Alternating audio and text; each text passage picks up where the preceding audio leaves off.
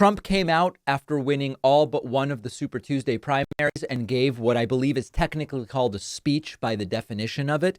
However, it was barely a speech. Trump visibly confused, barely functional, as low energy as we have seen him. I don't know that I've seen Trump this low energy the entire primary. Remember that Dr. John Gartner, who believes that Trump has a hypomania situation, weighed in on upper and downer Trump. It seemed to mostly be downer Trump last night, except when he got hopped up at a couple moments. Trump did shout out his kids yesterday.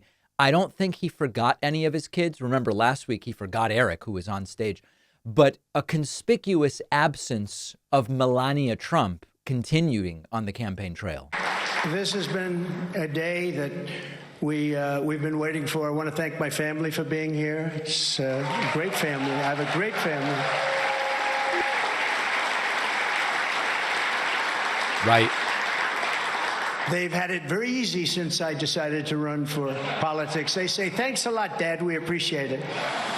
But they're strong and they're very capable people, and they love the country. They really do love the country. So the conspicuous absence of any mention or presence of Melania Trump, and this continues to be a story, occasionally mentioning her, but she is nowhere to be seen. Trump continuing to tell the absolutely baseless lie that the reason the stock market is doing well is because of the expectation that he will be the president. People say, a lot of experts have said the stock market's the only thing that's doing well, and that's doing well because our poll numbers are so much higher than Joe Biden's. Right.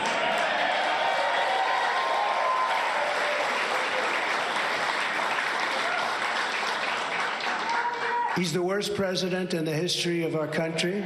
Now, you need only look at the historical stock market return under Democrats versus Republicans to realize that it is common.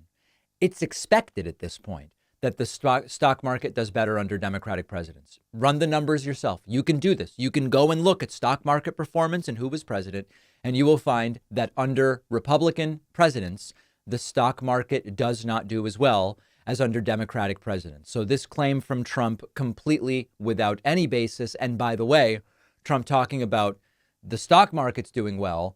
The reality is that every indicator economically looks good.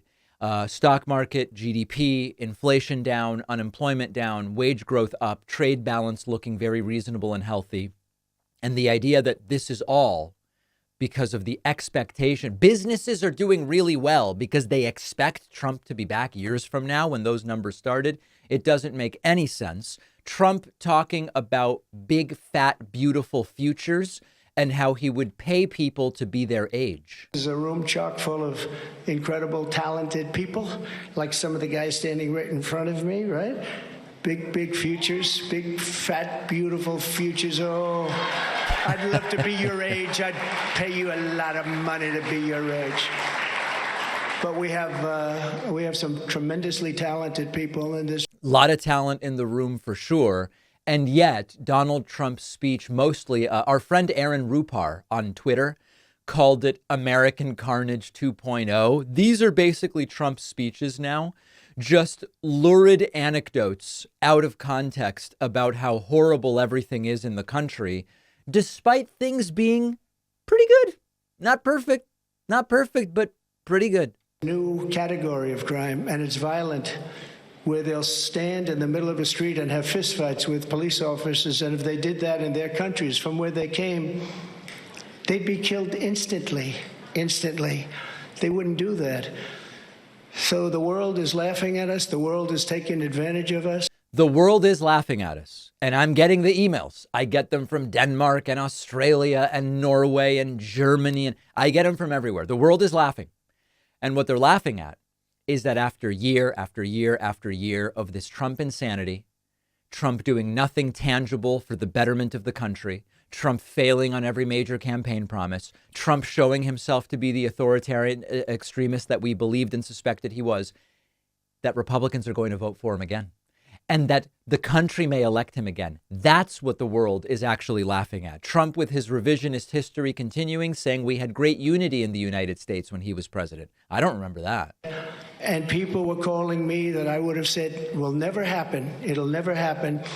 They wanted to get together African American, Asian American, Hispanic American, women, men, people with diplomas from the best schools in the world, and people that didn't graduate from high school. Every single group was doing better than ever before. And it was a beautiful thing. Our country was coming together. Yeah. Now, sniffing aside, and Trump was extra sniffy yesterday, and we know that there's all sorts of speculation what people attribute that to. I do not remember 2017, nor 2018, nor 2019, and certainly not 2020 as being times of great American unity. In fact, I remember quite the opposite, with Trump being maybe the most divisive figure in American politics in a very long time. I mean, look at Bush, right? The prior Republican president before Trump started wars that made no sense, tax cuts for the rich, all, and still was not nearly as divisive as Trump. Lastly, Trump is making clear he is going to do this militarized mass deportation thing. And he says he has to do it because the country is dying. We're going to stop them. We're going to close our borders. We're going to have to deport a lot of people, a lot of bad people, because our countries can't live like this. Our cities are choking to death. Our states are dying.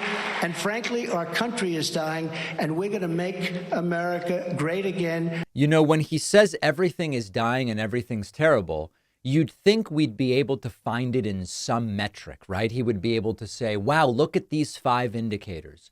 But you'd think if things are really so terrible, everybody must be out of a job, right? No, turns out that that's not the case. Unemployment is very low. Well, it must be that violent crime is up, right? No, violent crime is down dramatically. Well, there must be no production business-wise. GDP must be down, right? No, GDP is up. Well, I'm sure inflation is out of control. No, inflation is down like 2/3 to about 3%. So what is it exactly that's going so terribly? I don't know. It just is, and that's what he has to insist on. A sad state of affairs, Trump sweeping everything but Vermont. And on goes the Trump train, but struggling to raise money. And we'll talk about that a little bit later on in the show. One of our sponsors today is Manscaped, your destination for male grooming. Manscaped's new Lawnmower 5.0 trimmer is your key to looking and feeling good all over. It's equipped with 2 skin-safe blade heads, a standard one for taking a little off the top, and a new foil blade to go smooth wherever you want. And it's waterproof, so you can use it in the shower. For guys who want the full grooming experience, go for Manscaped's Performance Package 5.0, which comes with the lawnmower trimmer, but also the ear and nose trimmer, and some essential aftercare products like the Crop Soother Aftershave Lotion and Crop Preserver Anti-Chafing Deodorizer, plus 2 free gifts, Manscaped's Boxers 2.0 and the Shed 2.0 toiletry bag. Manscaped is trusted by over 10 million men worldwide, including me. There are only a couple of products like this on the market. Manscaped is the one you want to go with, whether you're shopping for yourself or a guy in your life. Go to manscaped.com and use the code PACMAN for 20% off and free shipping. The link is down below.